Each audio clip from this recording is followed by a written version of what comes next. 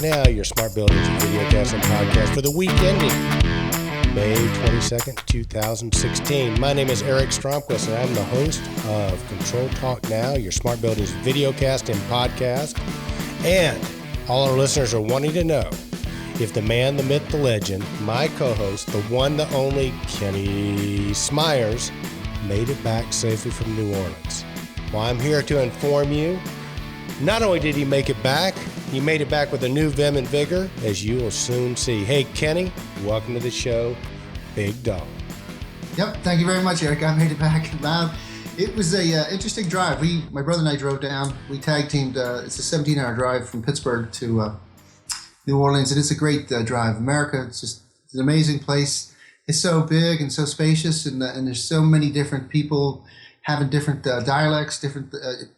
It was just an amazing visit. It came after, it was a good wind-down period after that 2016 Niagara Summit, which was amazing in its own self. Well, I tell you what, we're going to talk a lot about that today. But so tell me the route you went, because we drove from Atlanta down, and I think we were tracking you guys about 40 minutes behind you. So you guys went from New Orleans through Mobile, and then walk us through your route, how you went back. I'll try. We came down differently. We came down originally through West Virginia, then North Carolina, kicked over, heading almost to Atlanta, and then they made a right and went almost straight. So you came down 85 then, basically. Yeah, right, well, 77, 85, and then lose track of the roads. I want to say 64 or 56, and then when we came back, it was just the opposite way. We came back through Alabama. Then we went to. So you went up through Birmingham then, right? Birmingham, Alabama, went through Nashville, right. Huntsville. Saw the rocket on the side of the road there where they did the space program way back Winsky. Went through Alabama totally, then Tennessee, then Kentucky, then Ohio, then Pennsylvania. I got you, man. You Smyers boys rock and roll. And of course, Kenny's referring to his brother Dave Smyers, David Michael Smyers. And and Kenny and Dave have a company, DMS Controls Group. I mean, they are on the rise. I mean, talking about building automation controls, these guys just totally rock and roll. Got a new website, dmscontrols.com. So be sure to check those guys out there too. And Kenny, it was a big week down there, huh? You recovered yet? I have, physically, because it was exhausting. Early morning, late at night. It was like the perfect storm. It was like a wedding preparation. This event required, I think Jenny Graves said 16 months where you book the site and you just, get everything, start filling all the squares in across this amazing composite of integration of people from all over the world. And then you have entertainment to deal with. You have, police escort into, Mardi Gras style into the Champion Square. And then the food, but the most important thing was the delivery of the Niagara message. It was a great state of review. Nina DeCosmo did a fabulous job. I mean, we'll go ahead and break it down day 1, day 2, day 3. But what'd you think? I loved it, Kenny, and I think one of my favorite parts, and again, I wanted to just say a special thanks to everybody that came up to us, from around the world that watches Control Talk Now or listens to the podcast. Just a great group of people, and that just means a lot to me, and I think to Kenny too, when you guys and ladies come up and say hi to us and let us know you watch the show. We really believe in this industry. We really believe in the people in this industry, so to sort of get acknowledgement, I mean, just really makes us feel good about the whole thing. So for everybody that came up and spoke to us, we really appreciate it, and we're going to keep on keeping on. So that was one of the highlights to me, Kenny, just getting to see all from the around folks. the world. We had, you're right, it is a tickle when somebody from Australia or Italy, those guys from Italy, France, we had people from France came up and they just stood by you and they were taking pictures. The guy was getting next to you and his buddy was taking a picture because he was taking a photo op with the one and only Eric Stromquist. So it was kind of, but that's kind of, just, that's neat. But the impact of what going on, like England, they're talking about their world, the control trends, So the messaging that we're trying to do is actually hitting it and taking that where people realize we got a great industry, we're understaffed. Yeah. We're not getting the choice of the litter as far as the young talent. And so I think everybody's getting the message at the same time that we need to really truly open up. We need to embrace the social media elements that people use to attract young workers. We need to make our industries a little bit more important and glamorous from the perspective of its people first, not products. See, I think so many times we lead with the right hand. When they say products price people, or people price Right. products. We need to get the people up into the front, into the lead card, so that people can see how it's a great industry. It's a great future, but we need people, and we're desperate to get the talent that's out there.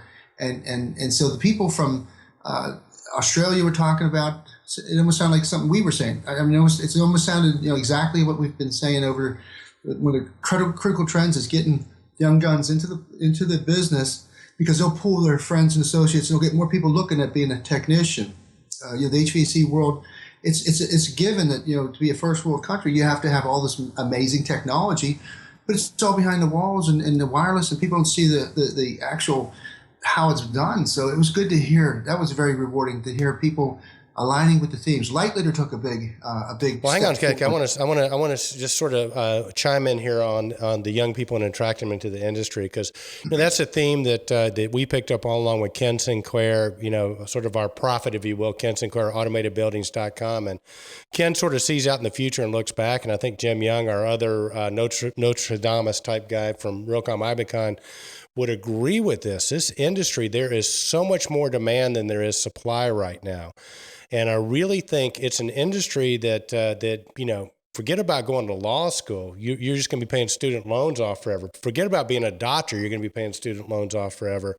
Not that those professions aren't important, but our profession is, I think, going to be, it already is, a very high-priced industry in terms of if you're a good technician and know what you're doing in this industry, you're making more money than most bankers I know. You're sure as hell making more money than your used car salesman, and it's a great industry. And then we sort of get to we've talked about the millennials, the young people that are coming in, and sort of what matters to them. And Kenny, you remember that a guy did a YouTube talk that was really, really famous, talking about the big why. Why are you doing things? And, and that's what made Apple so critical and such an attractive company to work for, because they were changing the world. And if you think about our biggest challenge on the planet right now, right, is the environment. The amount of energy we're using is directly correlated to that. So this is an industry, if you're a younger person, you can come into and you can make a huge, huge difference that is quantifiable, right? With all the great graphics packages like we have from DG Logix and SkySpark and J2 Innovation and Periscope and all the other people. I mean, you can actually see the results of your actions. And I don't know that there are too many industries that you can do that in. So it's like the best kept secret on the planet right now. And I tell you what, I mean, most of the millennials are really into technology, Kenny. I mean, we got all the cool toys in our industry, right? Sure. It's like an avalanche now. In fact, used to be, if you knew how controls worked, that was enough. And then all of a sudden somebody threw a computer in front of you, a laptop, so you had to figure out how to use Windows, and you had to figure out, how to, find, go through the tree, the architecture, and find files or whatever, and sort them out. Now, it's starting out that the kids, when I say kids, I'm talking anybody from like 18 to 25. So it's not kids, is probably a poor word. But they just so immediately adjusted to something that's wrong. They'll sit down at a computer and they'll say, this thing's an arc, get rid of this. Let's go with this thing here. And they can automatically take all the IoT issues off the table.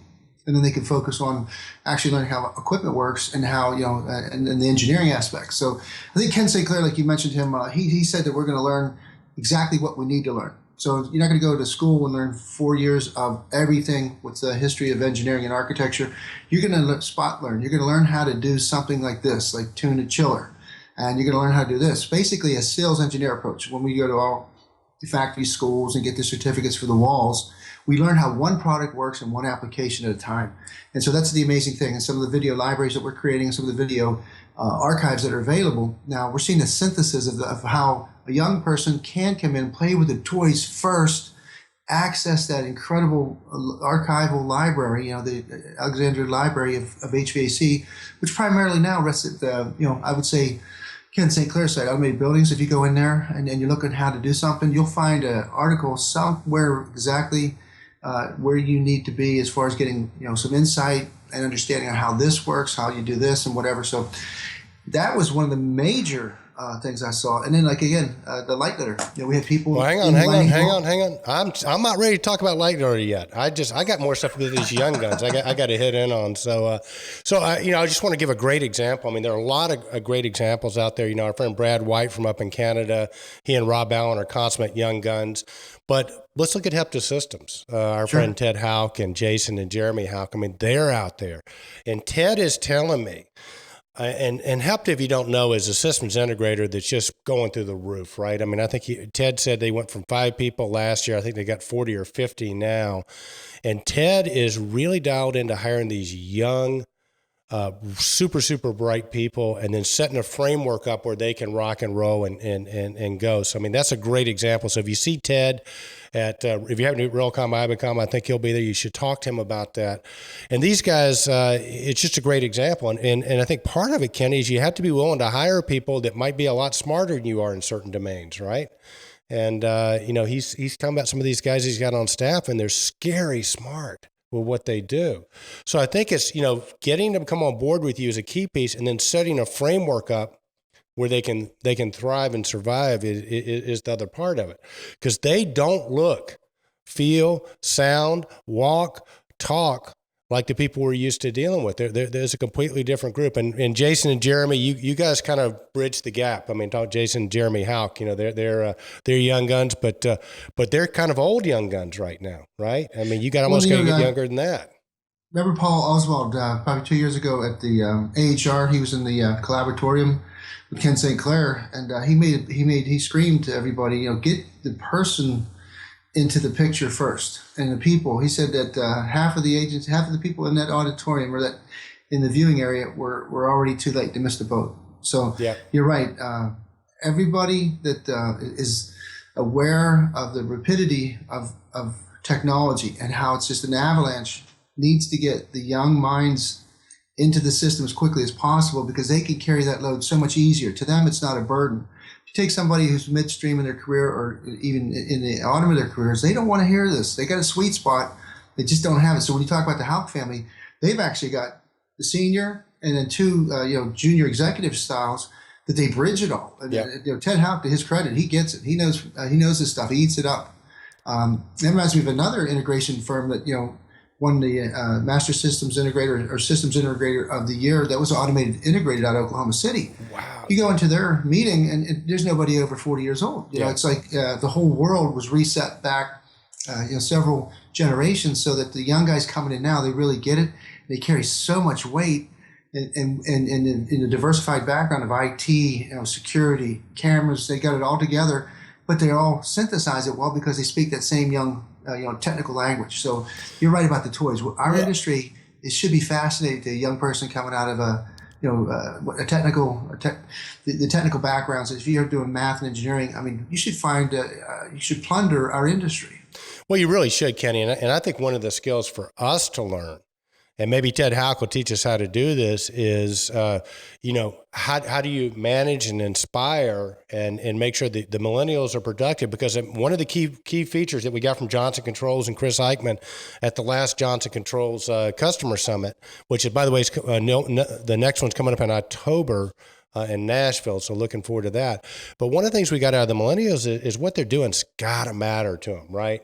Not because you say so, but because it really does. So I think that's going to be a whole skill set we're all going to have to get dialed into. Well, you just said it too about saving the earth, saving the planet. In other words, we talked to a couple engineers, and the gentleman from Canada just lost the young gun that you mentioned. Oh, Brad White. Yeah, he called himself. They believe they're environment engineers. It's the environment first, because we really truly at some point in time have to agree to the reality that we're making a negative impact on the footprint that's going to be lasting into the millennium. Well, let's talk about the next 1,000 years. If we're not doing a good job now and really trying to become stewards, fit it into the day-to-day activities and select the most energy saving, it should be a mentality. It should be a culture. And now we're just starting to get it. But the young folks, you're right, they prefer that. If you're not into it, they're not into you. No, I completely agree. And one of the really encouraging things to me for the summit, Kenny, I noticed two things for sure that was just really sort of hit me like a cold bucket of water in a good way, was noticing the number of young people that were there, right, which was awesome. So we had a lot of younger people there, and also consulting engineers. We had some great consulting engineers there. And the fact that consulting engineers are showing up at places like Niagara and Realcomm Ibicon, I think is very, very encouraging for our industry. Sure is. I met a couple, two, and again, they recognized us and asked us how we got started and why we do it, kind of because it's like, it's not paid, it doesn't pay well. But Jim Birch was a energy engineer with all the, he's like Rick Warner, he's got the 4 or 5 suffixes after his name, the CPM, CEM, whatever. But he was talking too, not only do they want to fix, forget wasting energy anymore. It's just that's a no, don't go there, because it's assumed that you're all about energy and operational technology. But now they're talking about the young engineers are finally getting into the thing where cut and paste is money waste. He now is trying to synthesize the engineering specifications to prevent the silos anymore. Where you don't let lighting get away from the integrated workstation. You don't let the elevators go over here. You make sure that there's a common thread, that anything that you can put smarts to, it has to be integrated into the overall smartness of the building to make the intelligent building. So the edge to enterprise is being defined specifically through products now. So that was remarkable, I thought. Well, it really is, because I tell you what, if you talk to people in the know, guys like Bill Duckelberger from Blue Ridge Technologies, one of the great lighting companies out there, and many, many others, they really think, and I think Scott Cochran, Brian Turner would agree with this too. Matter of fact, I don't think anybody would disagree with it, except for the people that have been doing it the same way for the last 150 years.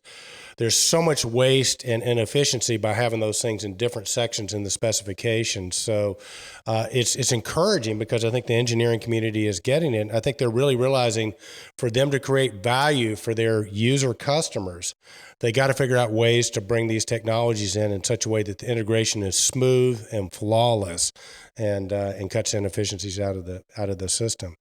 So, buddy, did I hear you mention light litter like about 6 or 7 minutes ago? Well, I made a feeble attempt, but again, when you hear somebody saying something you said, or that we said, or that Controltrends has identified as a trend that needs massive awareness brought to it, and then it was light litter. So to hear, we had Mike Welch from England talk about the stuff he sees over in England. Talked to a couple of people from all different states. There's nowhere. Los Angeles, I think, was one. So even in the energy deprived areas of the country where energy should be it should be like oxygen and dune, or tears and dune. It's just, why would we allow waste to occur? But all the way back from New Orleans to Pittsburgh, my brother's finally saying light litter. I mean, every municipality every building, every warehouse district, every business RIDC is horrible. The lights are on. I mean, it's like nobody gives a darn. What the heck's going on? So we need to rally, keep it rallied, keep people excited. But the most important thing I learned in the Air Force was, anybody could, spout out about problems. Nothing's working, nothing's this, whatever.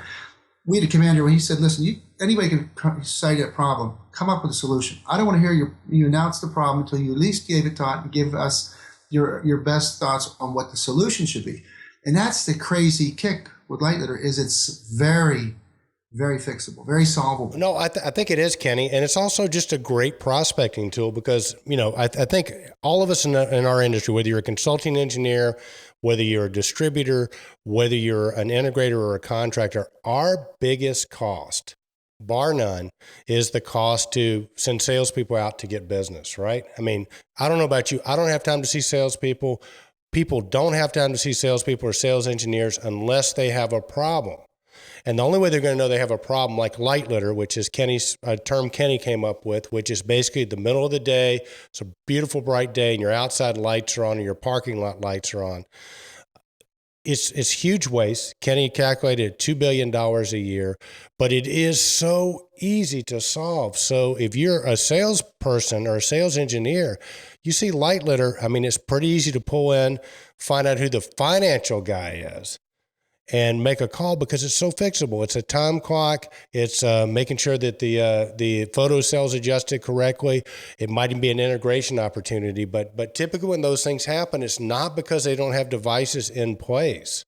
It's because the devices are they're out of calibration, they're no longer working. But what better way to solve a problem, a worldwide global problem, in your country, and at the same time have an excuse to pick up the phone and say, hey, I noticed your lights were on. Do you realize it's costing you this much money? It's an easy problem to fix. If you can set me up with your maintenance engineer, I'd be glad to come in and take a look and give you a free consultation on what you need to do. Well, and for the contractors, I think the real solution and the real people that we need to get to and motivate are the guys out there in the trucks rolling out every day, riding by. They need to be able to, they need to be coached into having a very plausible reason to say, look, here's what my company does. We could fix this for $100 or $200 or whatever. Come up with a sales pitch. But the ones that really annoy me are the municipalities because that's tax money. Oh, that's our money, baby. That's our money. I just watched a special on TV. Our levees are going down here in Pittsburgh. The Army Corps of Engineers. They say in 12 years these levees are going to break. They're 80 years old, and the cement's cracked down the middle. And if the waterways aren't protected, we have so many issues here. It's incredible. Interstate commerce would stop because all the barges coming through the three rivers in Pittsburgh, Allegheny, the Allegheny Monongahela forming the Ohio. I mean, there's just, it's one of the largest inland, interior delivery points, and it would be closed because the levees would break. The municipalities wouldn't have water to take out of the river. I mean, it's catastrophic, and it's going to take, $12 billion to fix in 18 years. It'll take 6 years per levy, and they can't get the attention of the government. The government's just blowing them off. Well, yes. Well, the government's blowing off, and then the other thing is the government is probably wasting money on light litter. So, all right, Kenny. So here we go. Special announcement: calling all lighting manufacturers that have a product to solve light litter. That could be Wattstopper with the bullet. That could be Intermatic. There are a host of them. Listen, let's get together. Let's incentivize the guys in the trucks, okay, to solve a light litter problem. We got the Green Marines Facebook page where you can post pictures of light litter, but let's kick in some product, or let's kick in some incentives. So if a guy in a truck goes out, solves a light litter problem, post the before and after picture on Facebook.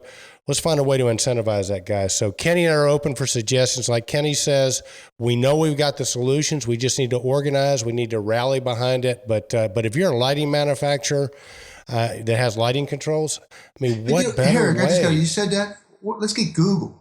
I mean, we've got eternal eyes and ears on all day, all night. Let Google, with their incredible sensory thing. I just did a search this morning, and it's so amazing. You can hit an address, it actually brings a picture of a building up, and the building has lights on in the daytime.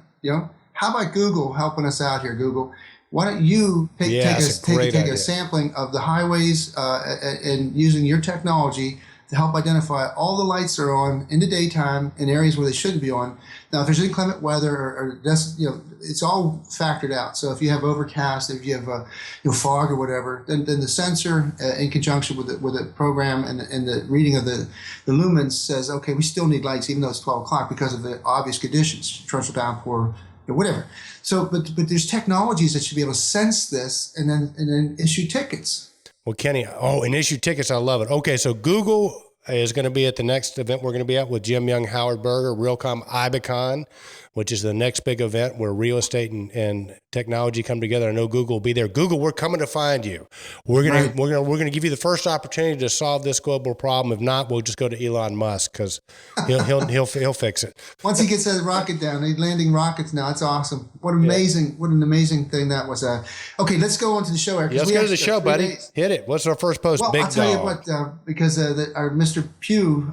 Pogue, told us he showed Elon Musk rocket landing on his ship, and I'll tell you what, that's spooky. That had the same tingles when I was probably the moon launch. I was sitting on my dad's lap watching it. It was unbelievable. It's just like, is this I for thought you were going real? to say the first time you saw a pair of boobies, but go ahead. that was that was another day and was a different lap. No, just kidding. Anyhow, Control Talk Now, Smart Buildings Videocast Podcast, Day 1 of Niagara Summit. This again is just so a massive event. We're talking numbers here: 1,300 people plus 200 or so spouses and partners, significant others rally there. So you got 1,500 people walking the streets of the Mardi Gras area, doing it into the Champion Square. But you're talking large screen. You're talking larger than life environment, and just people having a great time. So networking. I saw people I haven't seen in many years, and it's like a family reunion. It's like a class reunion. It's like an industry reunion. So that's one aspect of it. But the top developers in the world, the top programmers, the building owners and engineers and executives that have economic stakes in these outcomes are here. And then they get to be led by a program that's just designed to introduce technology, enable the people there to use the technology, create new value, money streams to make livings. In other words, it's hard to talk about nuts and bolts, but we got to keep moving. The cheese is moving. You got to move with it. You find new ways to make money, to generate revenue. Nice. And then take advantage of the technology. So having this served up to you in a very palatable fashion of technology mixed with the people, the product managers. So it just was amazing. So then you had 300 developer partners actually were there earlier at the boot camp session. And then to kick it off, after having these fabulous presentations and interviews with Mike Welsh from England, Mike Marston from EasyIO, Nino DeCosmo, Wayne Ty, Jenny Graves from Tritium, Mark Peacock, Biagio De Lorenzo, Louis Malgares from Neptronic, Mike Swen. It just goes on and on. You have to visit the post. But then we went to the Cochrane Supply. We needed our Bourbon Street boosters to get enough energy to hang out there. And that was a lot of fun, too. So it was a late night the first day. Oh, it really was, Kenny. And I tell you what, first of all, hats off to Scott Cochran. If you haven't checked this guy out yet, Cochrane Supply, they're out of Detroit, Michigan, but they are all over the place. So, Scott, thank you for your hospitality. They rented out the Hard Rock Cafe, and it was just sort of a who's who there, kind of like the after party to the Tritium party. And as you said, Kenny, it was pretty spectacular, that opening ceremony, getting to interview. If you don't get a chance, definitely check out last week's Control Talk Now. We interviewed everyone from Nino DeCosmo to Mike Swan and his crew from RSD, which is a big distributor out on the West Coast going through Colorado. So, dude, it was spectacular, man. What a great time. And I can't say enough about what Tritium did. Jenny Graves and what she put together was just phenomenal. And real quick, we're going to take a look at the boys from here's Jenny. Here's our girl, Jenny Graves. Hang on, get a picture of her real quick. She totally rocked and rolled, Kenny, and it was just spectacular to see her. And there she is at the square, like you talked about. And it was just great stuff. Well, the trick with marketing, I actually did marketing. Part of the college days I had was business management and marketing, and marketing was always fun. But it's like acting and singing. Out of 100 people that go into the field, probably a handful actually make it to a formidable job where you actually impact the image of an industry and impact you set the corporate culture. And Jenny did an amazing job because they transitioned Tritium, went through a relabeling, relogoing, and then Niagara 4, of course, was an enormous jump from AX. And all the rippled down stuff, it's amazing. It takes a lot of work and a great team, like she said. But then to be able to boost that when you need to. In other words, it's good you maintain status quo, but to really get people excited. So Jenny's really mastered the engagement of social media. I don't know how many times my phone went off for Twitter, how many times I got to see things I couldn't see. I'm on this side of the show, but all of a sudden I could watch a little snippet. Somebody's over here taking a picture of this, or all the different breakouts, we're all being monitored by the social media. So she'd really put together an incredibly integrated type of integration. How about social media integration? I think she did a fabulous job there. Well, she really did. And I'm going to endeavor to get this up because I want to say a special shout out to Mike Swan and the crew from RSD. Those boys know how to boogie yet. So we're going to show you a couple of the moves here on the screen, Kenny. Let's see if we can get that going. All right, here they go. We're listening to music. So you got to keep in mind we had just music that was just blasting. So this is a little rap song. So you see the guys on screen from RSD doing their thing. Look at Mike Swango. He's the guy in the middle. Talented group of people. So yeah, big Bulldog fan. He's got a Bulldog in the bottom of his pool. I thought that was pretty cool. well, he does, but he's not a Georgia Bulldog fan. Kenny's, I think, San Jose State. So it's not the same thing, but it's okay. It's okay. Well, it's competition. You guys are allowed to, that's what makes the world go round. So it's what makes the world go round. All right, buddy. What do we have up next? well, day two. I mean, so late night a little bit, day two, but comes early. But like you said in the video, nobody missed roll call. So after going out and enjoying the networking and really truly living it up, I couldn't believe the energy and how early people were. Great condiments, coffee, and then go right into the keynote presentation by Nino DeCosmo. And again, I mean, so many things you could listen to, but the things that I have a tendency that I migrate to and immediately key in is revenue streams. I hear the word revenue. I hear, so the key of Nino's, my opinion was that the development of the deep technology disruption, how deep it goes, just to get a handle on it.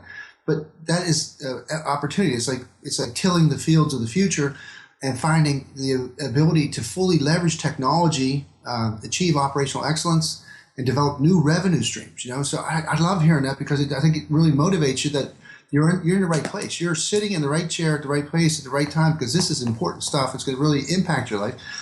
Then you get hang on. I want to hop in real quick with this a little bit because I really think that I think Nino's a visionary. I really do. And to me, and I said it a couple of times last week, and I'll say it again this week for the people who might not have heard it. To me, it's a little bit like we've been living in a world of DOS-based computers, Bill Gates and all that, which was very functional, right? And it created some revenue opportunities for some people, and it was kind of a de facto standard. And then all of a sudden, Steve Jobs and Apple comes along with what they did. They sort of completely, it was disruptive. It was new, but the opportunities that were created out of that, everything from, the App Store, which I think, Nino and Tritium have created, their version of that with the marketplace.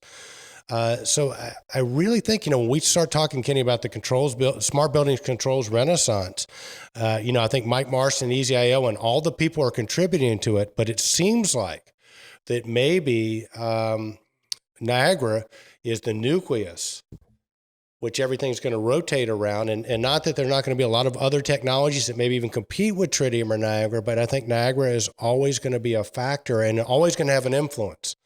So it's exciting. And again, I think that it's possible that Nino might be our version of Steve Jobs. Certainly, because it's and you said the book why, and we talk about the great success stories of Apple. We talk about the Southwest Airlines and how the CEO or the general manager basically creates the answer to why are we doing this? Why are we here, and why is this so important? And I think the big words are like enablement. Enable. We're enabling technology to make an impact at your discretion. You can pick and choose what you want to do with this technology. Like John Sublett said, but we're going to make sure that technology is going to be working for you, and that's the power of an open system. That technology is going to be accessible, available. In other words, they're trying to create an ecosystem that really spreads out, and people start feeding back with applications, and they got the marketplace, the Tritium Niagara marketplace, which is got a great start. We have an interview with Emily, and we'll cover that at another presentation, but the power of the open system. And then Pranay Prakash comes up right after that, who's the product marketing, vice president of product marketing. He follows with the edge and cloud technologies that are going to completely change the IoT game.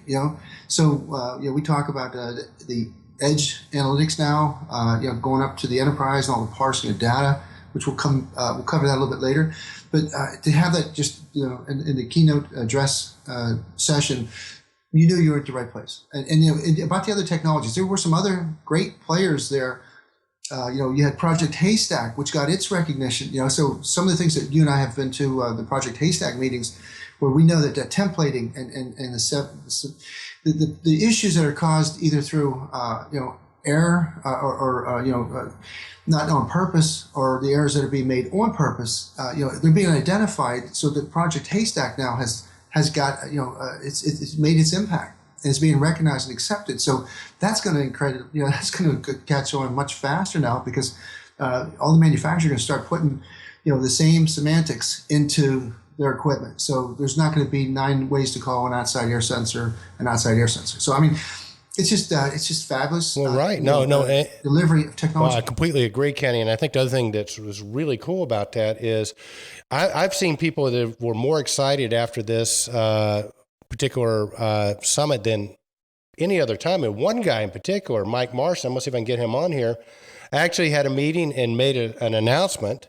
And let's see if we can pull that up so everybody can hear that. Give me 2 secs here. Let's pull this bad boy up and see if we can get it. We have fully embraced the Tritium Edge technology. I'm not sure what I can call this, but it's more like a micro type of Niagara. It's going to be amazing. You probably won't see it till next year, but we already have the hardware now. We could run that, and I said that to the Tritium team. I said, if you look at people who make hardware, I mean, EasyIO is the company. So, guys, you now have a plant controller for Niagara 4 and for Edge. You have the full thing with the kind of I/O that you expect from EasyIO. Perfect, huh, Kenny? Good stuff from Mike Marston. Well, that's the thing. What happens in meetings? People don't realize why you need to go to these meetings unless they don't. If you see and feel what's going on there, you see people hatching business deals right now. If you see people changing jobs, changing resumes, it's not necessarily good for people in our business because you don't want to lose your top gun. But it's very exciting. There were VPs meeting with VPs and product managers meeting with these, and they're talking about. They come out of here motivated too with a couple cups of coffee. They just came up with an idea that they're going to pursue that leads into those new value streams. So I don't know, it's pretty cool. Really cool, buddy. Well, and the hits just keep on going. The product showcase was fantastic. Let me put it in perspective for you guys. Typically to do like a short interview, like a video, like a 2-minute video, you're talking maybe 1 to 2 gigs. Dude, we came away with, I think, 68 gigs worth of video files. So we'll be endeavoring to get those up for you guys on Controltrends. So if you weren't at the product showcase, you can see some of the really, really cool products that were introduced, and not just products from the U.S., but products from around the world. So exciting stuff. Was it tested? I have a short list here, but the Sysmic out of Germany came in there, and they were partnered with Phoenix Contact Group. And you talk about new technologies and deployed Niagara. In other words, Niagara not in a Jace, but in another device. What an amazing demonstration they did. Of course, you had your standard, your usual suspects. You had Connect Air, you had Onicon, Den Instruments. You had ACI, you had BASSG, Alper, Alsmezer, and Contemporary Controls. You had George Thomas's team introducing their Sedona component. And that was another interesting thing that may develop into a different. I don't know what the business result's going to be or disruption that's going to cause, but apparently the Tritium folks are going to shift some of their guns and horses from Sedona to Edge, and they might orphan some of the Sedona, diehards and the guys that really develop Sedona. They have products related to that and business models related to that. So that was an interesting development. We need to keep track of that. But Johnson Controls was there. Some of the old guys, Greg Wilmer and Chris Lane, there's another guy that, they've all been recognized for this 40 or 35 years of industry performance. Link Spring, Mark Peacock and his guys, the young gun was amazing. He did a presentation that we videoed. You had Sensor Fact, new concepts coming up on just looking at the sensor information, kind of extricating all the sensor information and making it important and accessible, but not disturbing the building management or the workstation, building automation. Sky Foundry, there's John Petsy did a great job. Again, he was constantly surrounded by potential customers. I'm sure it's a money pit for him. Various industries, Viconics, Doug Geddick and the new gentleman from Johnson now works for Viconics. Do you remember his name? He was with us on Chris Lane on one of the Tech Shark talks. It'll come to me. Blue Ridge Technologies. Again, the lighting thing that they're proposing is so straightforward and logical. Instead of creating a protocol for lighting, how about using BACnet protocol to control your lights? And it's unified control. So you can put a little bit or a lot of it or the whole thing, enchilada, and it's not going to set you back. It's going to be right consistent with the people that your systems integrators, the things that they're familiar with. They'll discover them, they'll set them up, they'll put schedules on them, and off you go. So they simplified, what could be a pain in the butt when you're trying to integrate lights. So That's good stuff. it just Well, it goes yeah, on. and Watch I the think, video, watch sort the of like video. Kenny, you mentioned earlier, the overall overarching theme was edge to enterprise, right? And one of the people you mentioned early on, Alper with BASSG, just a brilliant guy. We've got a video interview where he shows us his new edge type device. So exciting stuff, but I think that's a theme you're hearing in the smart building controls renaissance. We're going edge to enterprise and all points in between, which sort of brings us to, if you don't understand what's going on, you just have to listen to the great communicator, our friend Ed Merwin, right, Kenny? Absolutely. Again, Eric, I applaud your energy because you talk about all those gigs and how much goes into it. I hope people could really appreciate how much work you do to make those to edit those videos, because I've seen you and I've been waiting for you to go eat. And you've been working, Well, thanks, Kenny. at the screen flow and whatever. But to get a good 4 or 5 minute video actually takes probably 2 or 3 hours. But so I just want to remind everybody, there's videos there. You have to watch the day one, day two, because Pranay Prakash had a great video. In day one, we had Wayne Ty and Jenny Graves are all interviews. So please make sure that you take the time to watch the interviews, because that's what it's all about. You get the cliff notes from a 4 or 5 minute interview that would normally take you a significant amount of time if you went there and you would not have heard what these people say. So yeah, Ed Merwin, again, he is probably the most consistent evangelist, and he just does it all because he comes from a technical background. He's been through the rigors and every hierarchy plateau you can go up in a corporate to take over as the one of the chief communicators of the Niagara message. He does a fabulous job, but he's technically sound, and makes it. He's able to take this esoteric, sometimes difficult to understand information and put it into terms that everybody can understand and make sense of and understand. Let's have a little listen from Ed here. Sitting there and teaching people about, tagging and explaining it in a way that everybody could understand, and then Pranay picking up on it and talking about the edge and the cloud, and a really great example about how going to the cloud, getting a VAV box application, dropping it in there using your cell phone. So I thought it really brought it all together and got people understanding this is what I need to look for when I'm here, and to go to all the different sessions that talk about edge, cloud, and analytics, and then come to the booths and see all the great people we have here. And we certainly talked about the community too, and how important the big players are in the community, and people that have been doing the really cool jobs, and how we've been doing IoT for many years. Not it's a buzzword, but we've been doing it since 2000, 99, 2000. So I thought it was a great start. I think one of the best ones we've ever had. Well, there you go. That's Ed Merwin from Tritium, Kenny, and nobody says it better than Ed. We a lot of us distributors and a lot of people that have been around for a while sort of believe that if Ed Merwin had not been around, Tritium might not have ever made it, and certainly would not be configured the way it is now, because he took the complicated, was able to explain it, make it simple. One of the really great guys in our industry, Kenny, and I tell you, we all owe a huge debt of gratitude to Ed Merwin, in my opinion. I agree. Again, you talk about it's like first dates or whatever. You remember when you met Ed for the first time and he gave you the Niagara presentation. You said, okay, where do we sign?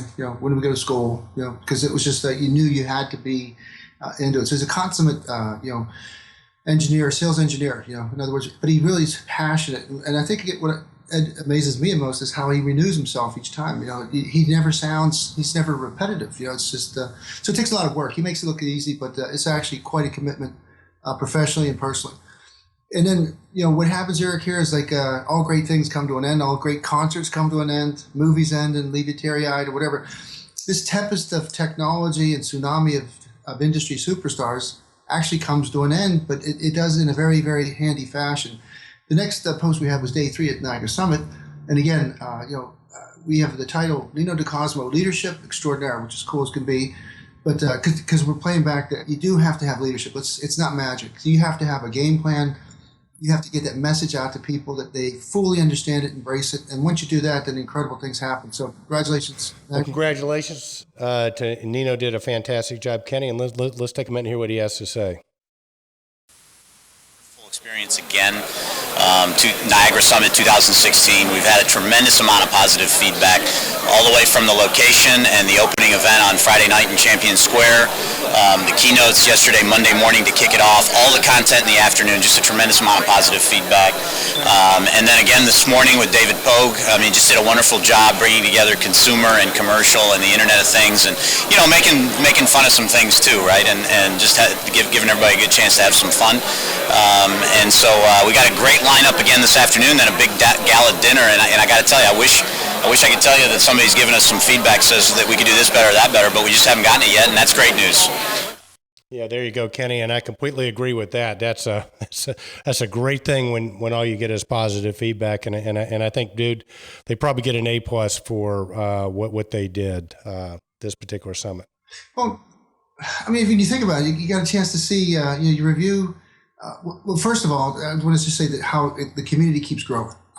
We went to these Niagara Summits now together for last 3, and each year there's a recognizable growing force. So to see the community grow by 200 or 300 and come there and actually attend it and be part of it, that was one major observation. 2 is that Niagara 4 finally is embedded in everybody's mind, and Honeywell offered some great opportunities to advance Niagara 4. You got people on the edge because, again, we talk about the sweet spot professionally. You've done some great work, and it's been your mainstay for 7-8 years. It's very difficult to lure those people into the new technology because you have to incentivize them. They have to see the revenue reasons as much as everything else. What happens when Windows goes to Windows 10 and Apple goes to this and Samsung goes to that, and everybody keeps upgrading their iOSs, and if you don't make that leap forward, you're going to be orphaned back there in an old technology, and people are finally realizing that. And that's where another part of you got to infuse new blood into it so they can explain to you why you can't just sit on Windows XP anymore. I mean, you really and truly need to take the next step. So I think they conveyed that message incredibly. So the milestones that they've already accomplished. And then I think most importantly, too, is we all have a sense of the future. We all realize that this is time well spent, this is money well invested, because this is the future. It's not going to get any easier, simpler, or slower. So you need to make those, what did Jim Young say? He said, evolve or retire. So, or catch up, keep on pace, or retire. The train has left the station. And listen, that is why they call him, ladies and gentlemen, the man, the myth, the legend. Kenny, I don't think you could have summarized things any better than that. So with that, big dog, I think we better get back to our families, because we were in New Orleans, Louisiana last week, and I had some fence mending to do, and you probably did too. So anything else before we sign off, big dog? No, it's just like Nina said, that David Poe was amazingly entertaining. So we got a visionary. It's just like perfect. It was icing on top of the cake. To see one of these guys is one of the most recognized how to do this. Over 3 million books in print. Founder of Yahoo Tech. But man, that was just fun. And to see his version of an outsider's view, looking in on our industry and then making encouragements that out of 10 attempts, 8 of them fail miserably. Even go to the movies here in 2016, you figure with all the technology and all the incredible education everybody has there, they still can't guarantee a good movie. You just have to put it together and see what happens. So that was like the final inspiration, I thought, for the Niagara community, is that you're not going to win you're not going to win the lottery not buying a ticket. You buy a ticket.